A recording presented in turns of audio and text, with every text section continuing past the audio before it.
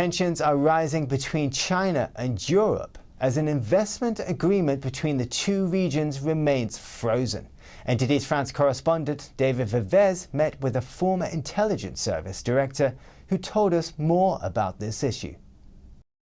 On May 20th, the European Parliament stopped an investment pact with China, which would have solidified Beijing as a trusted trading partner. But now they won't lift the freeze until Beijing lifts sanctions against EU politicians.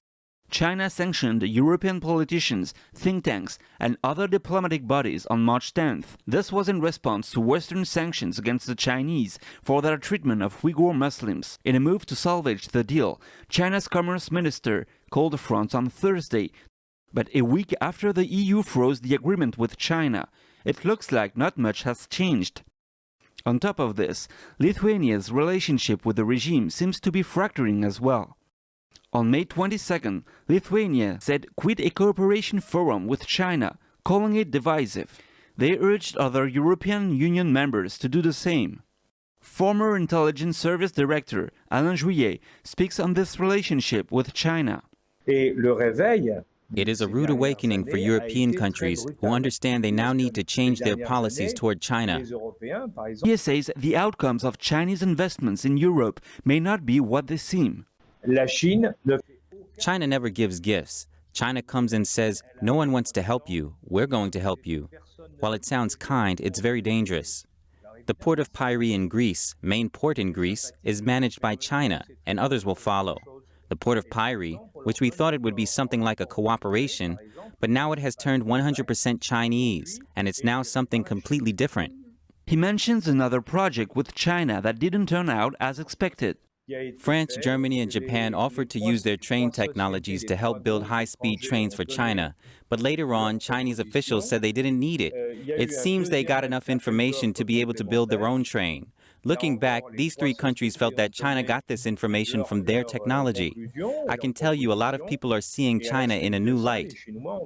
If geopolitical tensions are resolved, the currently halted agreement will still need to be ratified by European countries. But in the words of a EU Parliament member from Germany, the agreement now remains in the fridge. David Vivez, NTD News, Paris. Hong Kong authorities are carrying out more financial crackdowns on media tycoon Jimmy Lai. They are threatening employees of two major banks with up to 7 years in jail if they deal with Lai's accounts, according to documents Reuters saw. The Hong Kong government has taken further steps in cracking down on media tycoon and staunch Beijing critic Jimmy Lai. According to a Reuters exclusive on Thursday, it's warned HSBC and Citibank to stay away from his financial accounts. The city security chief sent letters to Lai, as well as branches of HSBC and Citibank earlier this month, threatening the banks with up to 7 years in jail for any who deal with the media tycoon's local accounts. The news comes after Hong Kong authorities froze Lai's majority stake in his media company Next Digital and 3 other accounts under China's sweeping national security law for the city. It could hamper any attempt by the democracy activist to move offshore assets back home and prop up Next Digital's troubled Apple Daily tabloid. And it's raised fears that the national security law could now be extending its reach into banking and wealth management. Lai could not be reached for comment.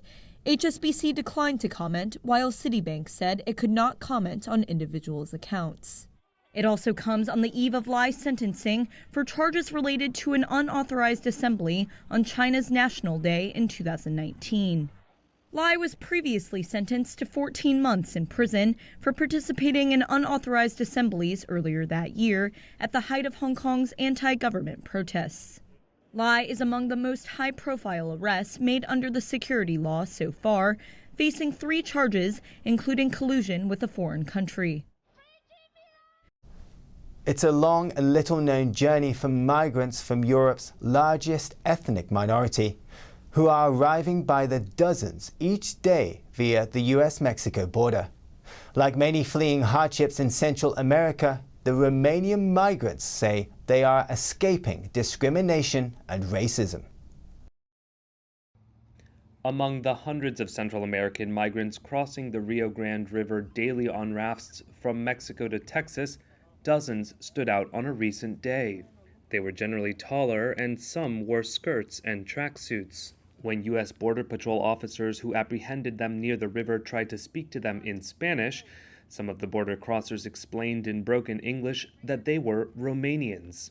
These are the ethnic Roma migrants, Europe's largest ethnic minority who have a long history of social exclusion and discrimination. Scores have crossed the U.S.-Mexico border in South Texas in recent weeks to seek asylum, highlighting the far-flung origins of some of the migrants who have contributed to border arrests in recent months, reaching a 20-year high. Border Patrol agents have apprehended more than 2,200 so far this year, according to government data. Current arrivals are on pace to be the highest since 2007. According to Romanian media reports, many Romanian migrants fly from Paris to Mexico City as tourists, as they do not need visas to enter Mexico. Then smugglers take them by bus to the U.S. border, where they cross the Rio Grande by boat or raft.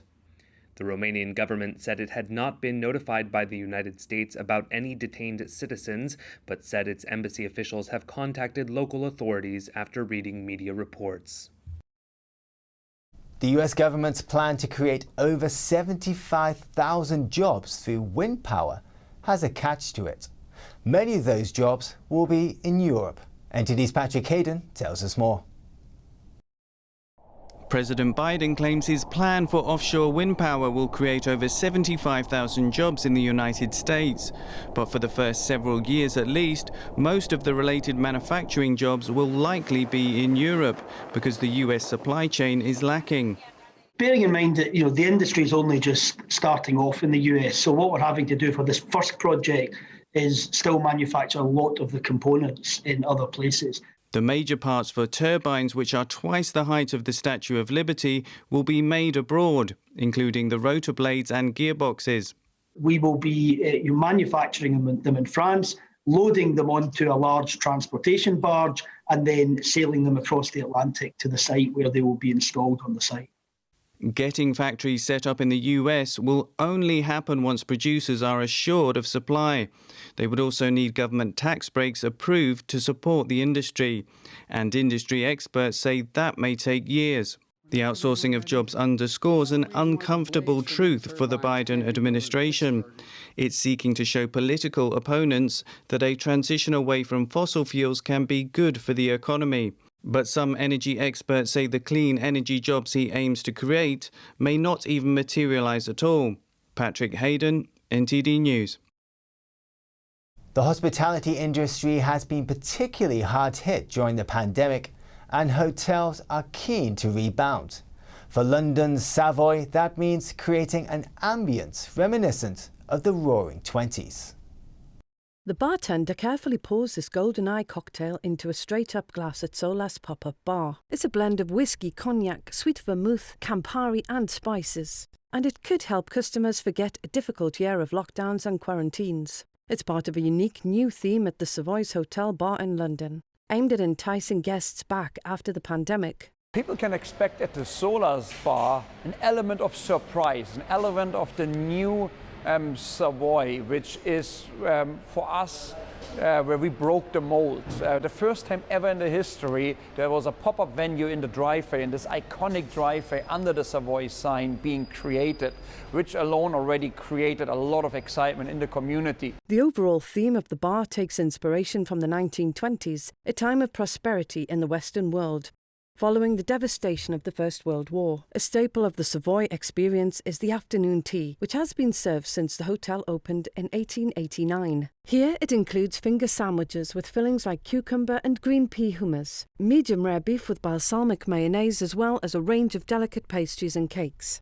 As government social distance and restrictions ease and hotels begin to open up again, the Savoy is also sprucing up its interior to welcome back guests to the wider hotel. The Roaring Twenties theme, as part of our Sola's concept, we considered the fact that there's a lot of similarities to the 1920s, which was a very difficult time in history as well. People came out to celebrate, to socialize, to be cheerful once again. The Savoy's new luxurious seafood bar offers oysters, lobster rolls, gravlax and blue scallop ceviche. While a luxury offerings may be a bit of a gamble, they're certainly part of an all-out strategy, one that will hopefully fill the hotel's halls once more.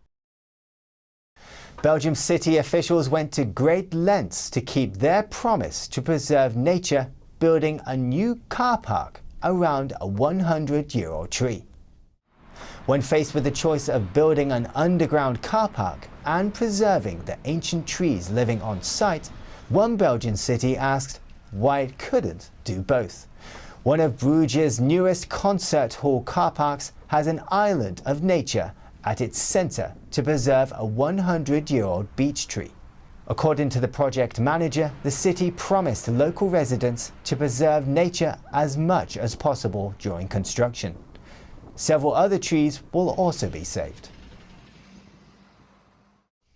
That's the news for today, and thanks for tuning in. I'm Stuart Lees.